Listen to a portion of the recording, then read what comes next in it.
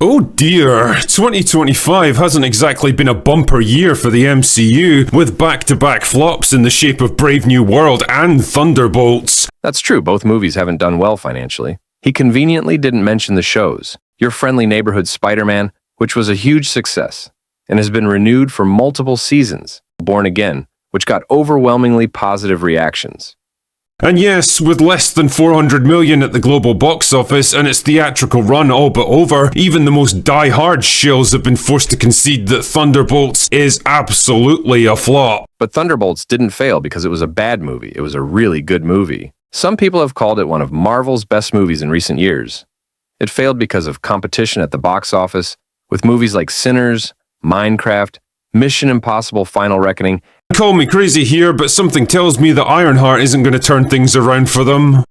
And of course, Ironheart, a show which hasn't come out yet. But Drinker and his grifter buddies have clung on to it, already making countless videos about it.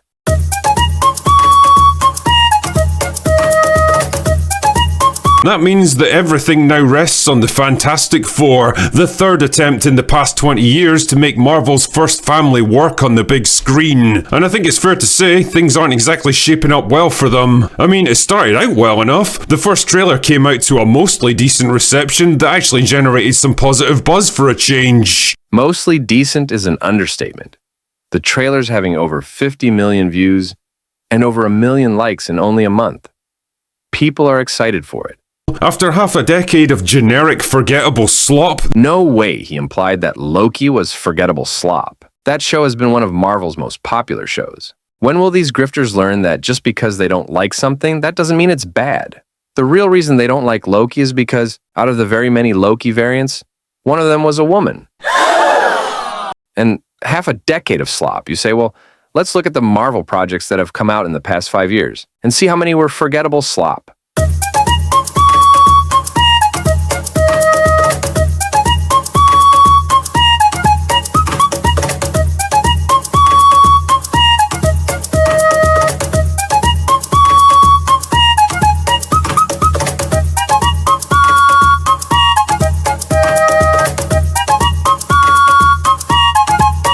And those are just the movies. The shows, such as WandaVision, Hawkeye, and Loki, were all huge successes on streaming platforms. So, it's safe to say the past 5 years of the MCU haven't been forgettable slop. He's only saying that because he's a liar. The MCU finally seemed to be doing something with a unique look and feel again. They were fully embracing their comic book origins, goofy costumes and all, instead of trying to make everything look cool and slick and modern. What's wrong with cool, slick, and modern? He just says things that he never explains.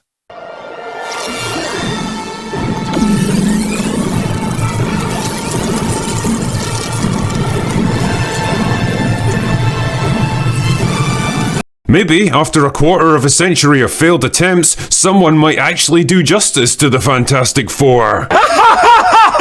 Now it's about to get interesting. He's going to give his thoughts on the trailer. But leave it to Marvel to snatch defeat from the jaws of victory. The problem started out small at first, like the casting of Reed Richards, which turned out to be trickier than expected. Apparently, the studio approached at least 3 other actors to play Reed, and they all turned it down. Emphasis on, apparently, because what he says here is a lie. Only 2 other actors were in talks for the role. Dev Patel and Jake Gyllenhaal. Why would they do such a thing? Who in their right mind would turn their back on a leading role in a big-budget Marvel movie with a huge paycheck at the end of it? He is speculating and presenting his speculations as truth. Well, if I was a cynical man, I'd say it's because they wrote Reed to be a weak, cowardly pussy who gets bossed around by his far more powerful and assertive wife for most of the movie. Again, it's only one short trailer. Why would he think that Sue is going to be bossing Reed around the entire film? Nothing in the trailer indicates that. He's only saying it because that's what his audience wants to hear. I'm going to put a buzzword count for when the drinker says a buzzword for his audience to get angry. Also, something to note here.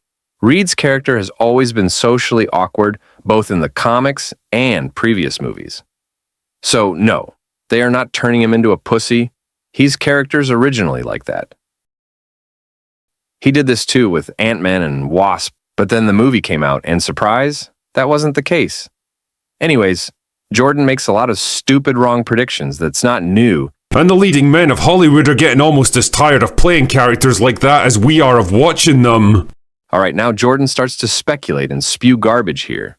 Actors turn down roles for many reasons, scheduling conflicts, or even the money. But Drinker is lying to his audience.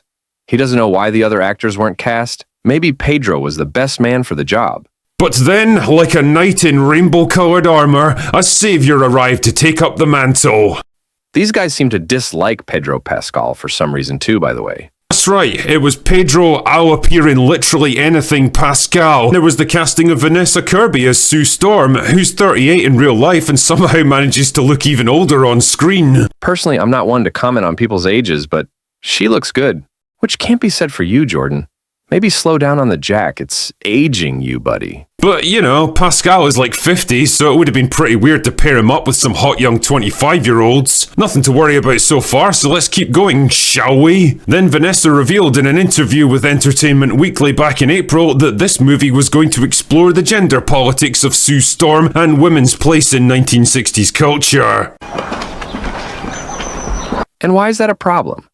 The film hasn't come out yet. We don't know how they're going to explore this. And already he's making it sound like a bad thing. Then there was the decision to make the Silver Surfer, one of the most iconic antagonists in all of the Marvel comics, into a female. Because of course. The Silver Surfer wasn't just made into a female.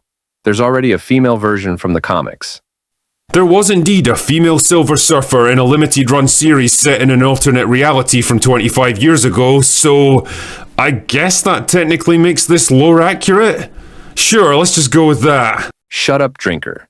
It is lore accurate. We're not just going with it. And I don't know about you, but I'd take this surfer over this one any day. Would you prefer a male companion? Yes. The point is, every time another one of these revelations comes out, it became just a little bit harder to ignore what seemed to be a growing pattern. Like, if Marvel were trying to refute allegations that the MCU was taking over everything that they did, they were making life pretty hard for themselves. I don't know why these guys act like there isn't a majority of male characters in the MCU. Sue is the only woman in this team. I guess that's one too many because he's already talking about the MCU. And then, last week, we began to hear reports of a test screening for the latest cut of the movie, where major details of both the plot and the ending were leaked. A test screening that basically confirmed everyone's suspicions. Even though it's a team of one woman and 3 guys, I think that you're going to have a situation at the end of the movie where it's women who save the day. And you're like, why? Can't Reed at least be involved?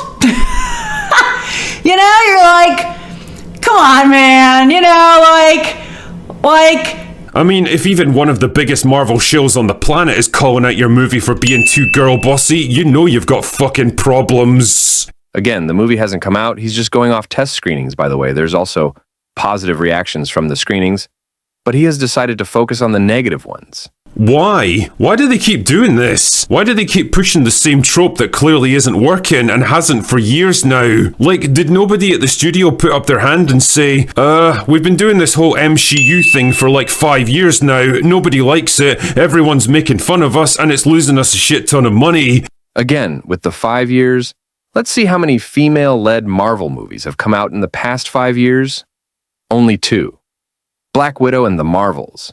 When I think of Marvel and their beloved girl bosses, I'm reminded of a junkie trying and failing to get clean. They know that what they've been doing is slowly killing them, they try hard to get away from it and find a better way of living, but somehow they always drift back into their old habits. By all accounts, the test audience was pretty unimpressed with the film, especially the decision to sideline 3 out of the 4 members of the team. The movie hasn't come out, for crying out loud. Why is he talking like he's already seen it? I mean, the clue is in the title, lads. It's called the Fantastic Four. But who knows? Maybe there's still time for them to rework the ending, give the boys a chance to be heroes for a change, and ditch the girl boss who does everything trope once and for all. Anyways, that's the end of this video. It was exhausting.